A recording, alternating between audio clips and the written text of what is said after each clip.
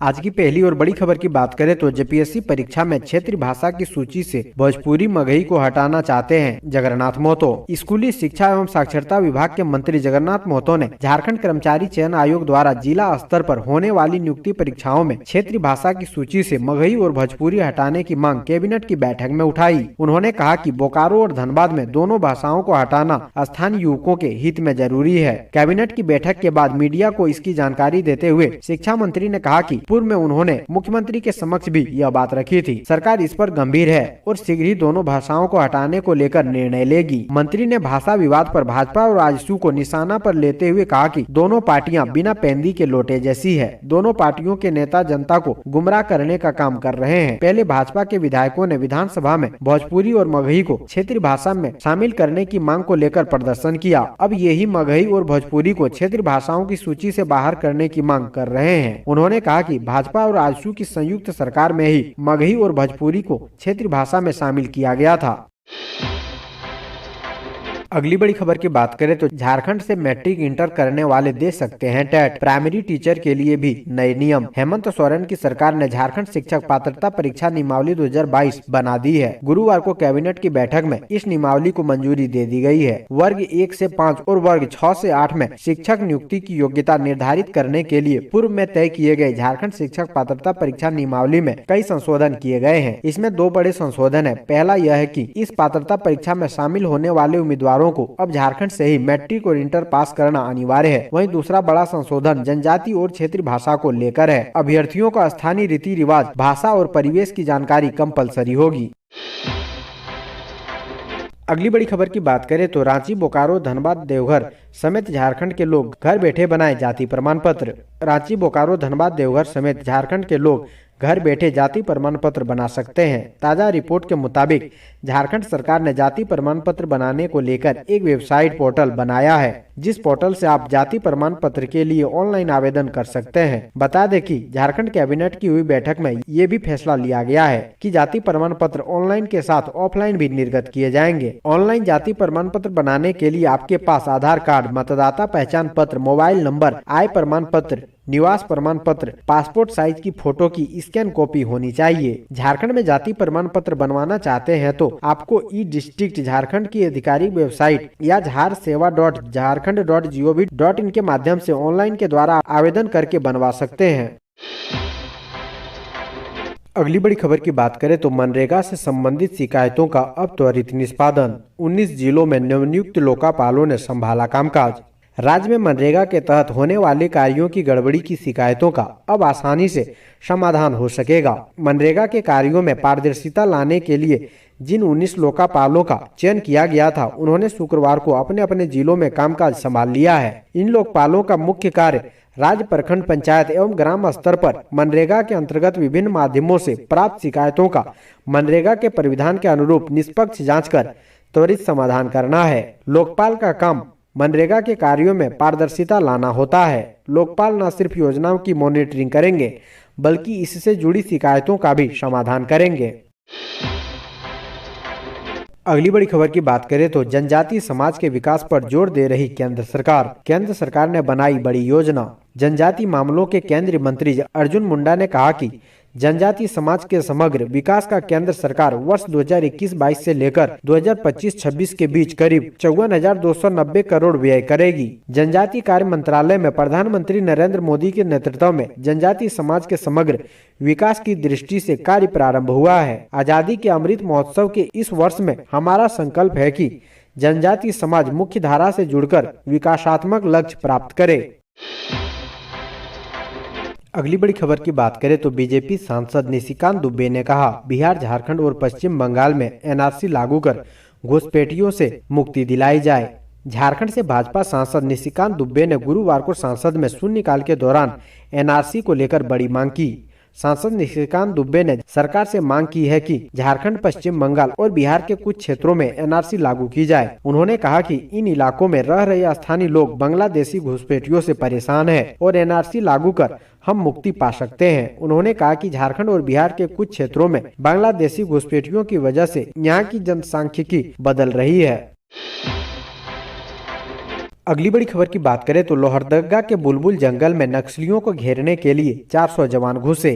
IED blast के बाद Gumla police alert.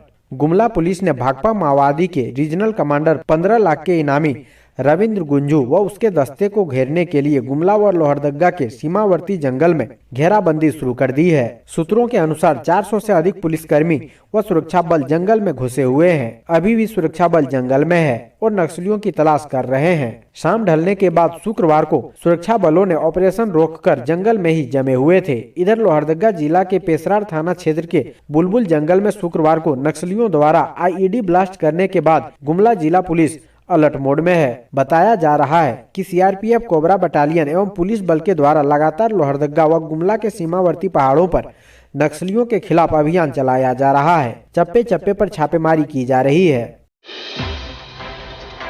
अगली बड़ी खबर की बात करें तो झारखंड में जहरीला लड्डू खाने से 2 बच्चियों की मौत, 2 बच्चियों की हालत नाजुक, मामला दर्ज। झारखंड के गढ़वा जिले के नगर उटारी थाना क्षेत्र के मर्चबार गांव में तिल का जहरीला लड्डू खाने से धनंजय प्रसाद चंद्रवंशी की 2 पुत्रियों की मौत हो गई, जबकि एक पुत्री एवं उसकी सहेली की स्थिति गंभीर बनी हुई है। मृतकों में अनुष्का कुमारी, हर्षिता कुमारी शामिल है, जबकि रीमा कुमारी एवं कृष्ण राम की पुत्री रिया कुमारी की स्थिति गंभीर बनी हुई है। दोनों के इलाज के लिए गढ़वा सदर अस्पताल में भर्ती कराया गया है। इधर जांच में जुटी पुलिस ने मामला दर्ज कर लिया है।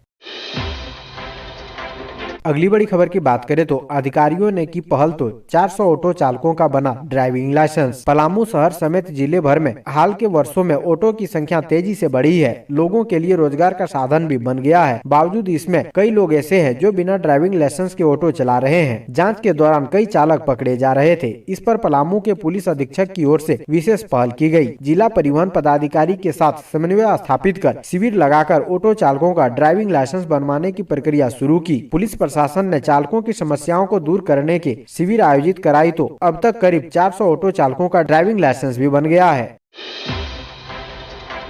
अगली बड़ी खबर की बात करें तो झारखंड विधानसभा का बजट सत्र 25 फरवरी से इन मुद्दों पर सदन कर सकता है शोर। झारखंड विधानसभा का बजट सत्र हंगामेदार रह सकता है। 25 फरवरी से 25 मार्च तक चलने वाली इस सत्र में सत्ता पक्ष को घेरने की तैयारी बीजेपी ने शुरू कर दी है। 17 दिनों के कार्य दिवस में राज्य के 17 से ज्यादा ज्वलंत मुद्दों पर सरकार को सदन में निरुत्तर करने की रणनीति पर बीजेपी ने होमवर्क करना शुरू कर दिया है। झारखंड में बजट सत्र को लेकर राजनीतिक सरगर्मी तेज होने लगी है। राज्य में गठबंधन वाली सरकार के गठन के बाद से विधानसभा सत्र के दौरान हंगामा ही हंगामा देखने को मिला है। इस बार जब 25 फरवरी से बजट सत्र का आगाज होने वाला है, तब राज्य की मुख्य विपक्षी दल बीजेपी ने हेमंत सोरेन सरकार की नाकामियों को सूचीबद्ध करना शुरू कर दिया है।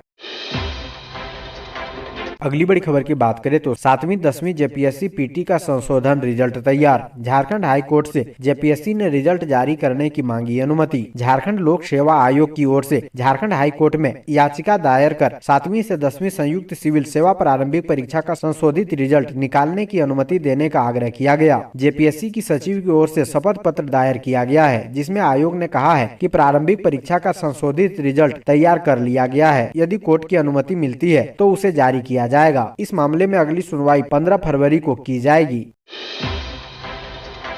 अगली बड़ी खबर की बात करें तो क्या है पत्थर खदान लीज मामला, जिसको लेकर सीएम हेमंत पर उठ रही उंगलियां। झारखंड के मुख्यमंत्री हेमंत सोरेन के खिलाफ बीजेपी ने मोर्चा खोल दिया है। बीजेपी उन्हें सीएम पद से हटाने की मांग कर रही है। शुक्रवार को पूर्व मुख्यमंत्री रघुवर दास और बाबूलाल मरांडी के नेतृत्व में बीजेपी के प्रतिनिधि मंडल ने राज्यपाल से मुलाकात कर मुख्यमंत्री हेमंत सोरेन पर पद का दुरुपयोग करने का आरोप लगाया है। साथ ही उन्हें पद से हटाने की मांग की है। वहीं हजारीबाग में मॉब लिंचिंग की घटना से भी राज्यपाल को रूबरू कराया गया। दरअसल मुख्यमंत्री हेमंत सोरेन पर आरोप है कि उन्होंने अपने पद का दुरुपयोग करते हुए मुख्यमंत्री रहते अपने नाम पर पत्थर खदान लीज की स्वीकृति लेने का काम किया है। अगली बड़ी खबर की बात करें तो संविदा कर्मियों के लिए सरकार ने खोला पिटारा। 196% किया गया महंगाई भत्ता। झारखंड सरकार की ओर से संविदा कर्मचारियों को बड़ा तोहफा दिया गया है। यहाँ की हेमंत सोरेन सरकार ने संविदा कर्मियों को महंगाई भत्ता बढ़ाकर उसे 196% कर दिया है। यह पहले 113% ही था। इसके अलावा पीडीएस दुकानदारों के लिए भी सरकार सौगात लेकर आई। सरकार ने सोना शोभरन धोती साड़ी लुंगी योजना के तहत पीडीएस दुकानदारों को प्रति वस्त्र 1 रुपया कमीशन देने का फैसला भी किया है। दरअसल झारखंड की कैबिनेट बैठक में 63 प्रस्तावों पर मुहर लगाई गई है। इसमें रांची के श्रीराम टोली में मैकॉन चौक तक 337 करोड़ रुपए की लागत से फ्लाईओवर बनाने के प्रस्ताव को भी स्वीकृति दे दी गई है। अगली बड़ी खबर की बात करें तो रघुवर दास ने कहा, रूपेश के परिवार को 5 लाख देगी भाजपा, सरकार में अराजक माहौल। सरस्वती पूजा के विसर्जन के लिए 6 फरवरी को 17 वर्षीय किशोर रूपेश कुमार की हत्या राज्य में बड़ा मुद्दा बनता जा रहा है। गुरुवार को जहां सांसद में रांची और चतरा के सांसदों ने इस मुद्दे को उठाकर राज्य सरकार को घेरा, तो वहीं शुक्रवार को पूर्व मुख्यमंत्री रघुवर दास पीड़ित परिवार से बरही आकर मुलाकात की। घटना की निंदा करते हुए कहा कि रूपेश हिंदुत्व को लेकर मुखर था, इसलिए मॉब लिंचिंग का शिकार हो गया। रूपेश कुमार पांडे के परिवार की भाजपा हर मोर्चे पर मदद करेगी। परिवार की आर्थिक स्थिति को देखते हुए 3 दिनों के अंदर स्थानीय भाजपा कार्यकर्ताओं के द्वारा परिवार को 5 लाख रुपए की आर्थिक मदद दी जाएगी। वहीं सरकार पर हमलावर होते हुए कहा कि यह घटना तब हो रही है जब सरकार द्वारा मॉब लिंचिंग कानून बनाया गया है। यह घटना सिद्ध करती है कि राज्य में कानून व्यवस्था ध्वस्त हो चुकी है। राज्य में अराजकता का माहौल है, व्यवस्था नाम की कोई चीज नहीं है। राज्य विनाश की ओर जा रहा है। जब से यह गठबंधन की सरकार बनी है तभी से जिहादी मानसिकता वाले और राष्ट्र विरोधी शक्तियों का मनोबल बढ़ चुका है। अगली बड़ी खबर की बात करें तो रूपेश हत्याकांड को लेकर शहर में निकाला गया कैंडल मार्च। रूपेश पांडे हत्याकांड को लेकर लोगों का आक्रोश बढ़ता जा रहा है। बजरंग दल द्वारा राज्यव्यापी प्रदर्शन के बाद जिले के कई स्थानों पर शुक्रवार को भी प्रदर्शन और सरकार का विरोध जारी रहा। शुक्रवार संध्या हिंदू राज्य संगठन के बैनर तले आक्रोश कैंडल मार्च पेगोड़ा चौक से निकाला गया। संगठन के शशि केसरी के नेतृत्व में आक्रोश कैंडल मार्च प्रारंभ हुआ। शांतिपूर्ण तरीके से शहर का परिभ्रमण करने के बाद झंडा चौक के समीप रूपेश की तस्वीर पर पुष्प अर्पण के बाद मार्च का समापन हो गया। इस दौरान हाथों में मोमबत्ती थामे सैकड़ों लोगों ने रूपेश हत्याकांड में आरोपियों को कड़ी से कड़ी सजा दिलाने की मांग की। पूरे मामले की फास्ट ट्रैक कोर्ट में सुनवाई करने की मांग की गई। मार्च को लेकर पुलिस भी सतर्क रही। अगली बड़ी खबर की बात करें तो विधायक अंबा प्रसाद को बताया जा रहा हिजाब वाली मुस्कान खान। राहुल गांधी के साथ वायरल हो रहा फोटो। कर्नाटक समेत पूरे देश में इस समय हिजाब के पक्ष और विपक्ष में घमासान मचा हुआ है। इस घमासान का कनेक्शन अब झारखंड से और गहरा गया है। एक तरफ जहां झारखंड में हिजाब को लेकर राजनीतिक माहौल गर्म है, बहसबाजी का दौर जारी है, वहीं छात्र और कई अन्य लोग धरना प्रदर्शन पर उतर आए हैं। एक दूसरे पर मुकदमे दर्ज करने की शुरुआत हो गई है। इस बीच एक फोटो तेजी से वायरल हो रहा है। इस फोटो में कांग्रेस विधायक अंबा प्रसाद और राहुल गांधी एक साथ नजर आ रहे हैं। सोशल मीडिया पर इस फोटो को वायरल कर लोगों ने पूछा कि राहुल गांधी के साथ यह लड़की कौन है। कई लोगों ने आरोप लगाया है कि यह लड़की कर्नाटक में हिजाब पहनकर प्रदर्शनकारियों का प्रतिवाद करने वाली मुस्कान खान है। इस लड़की को कांग्रेस के पूर्व अध्यक्ष राहुल गांधी का नजदीकी बताया जा रहा है। वैसे सच्चाई यह है कि अंबा प्रसाद कांग्रेस की विधायक है। बड़का गाँव की, जो झारखण्ड के हजारीबाग जिले में स्थित है, वहीं से विधायक चुनी गई है। वहीं अंबा प्रसाद ने खुद इस विवाद का जवाब देते हुए अपने ट्विटर पर लिखा है कि कांग्रेस अध्यक्ष रहे राहुल गांधी के साथ जिस लड़की को मुस्कान खान बताया जा रहा है, वह मुस्कान खान नहीं है, बल्कि मैं अंबा प्रसाद हूँ।